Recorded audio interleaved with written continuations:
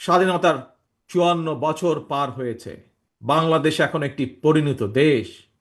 এই পরিণত বাংলাদেশে বাংলাদেশের জনগণ আর বিভেদ, বিরোধ, প্রতিহিংসা, প্রতিশোধের রাজনীতি তারা চায় না। রাজনৈতিক দলগুলোকে এ কারণেই জনগণের কাছে সেভাবে জবাবদিহি করতে হবে। রাজনৈতিক দলগুলোর কাছে জনগণ চায় রাজনীতির গুণগত পরিবর্তন।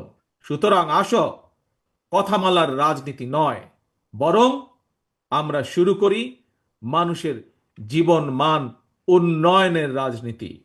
প্রিয় ভাই বোনেরা, জনগণের জীবন মান উন্নয়নের ক্ষেত্রে সবচেয়ে বড় ভূমিকা নিতে হবে ভবিষ্যৎ বাংলাদেশ। এবং সেটি কে? সেটি হচ্ছে তোমরা।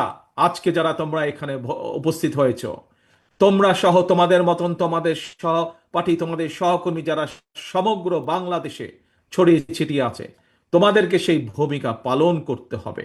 সেটি জ্ঞানী বিজ্ঞানে হোক, শিক্ষা দীক্ষায় হোক, মেধা মননে হোক, তোমাদের নিজেদেরকে গড়ে তুলতে হবে। এবং শুধু নিজেদেরকে গড়ে তুললে চলবে না, নিজেদেরকে গড়ে তোলার পাশাপাশি দেশকে গড়ে তুলতে হবে, বাংলাদেশকে গড়ে তুলতে হবে।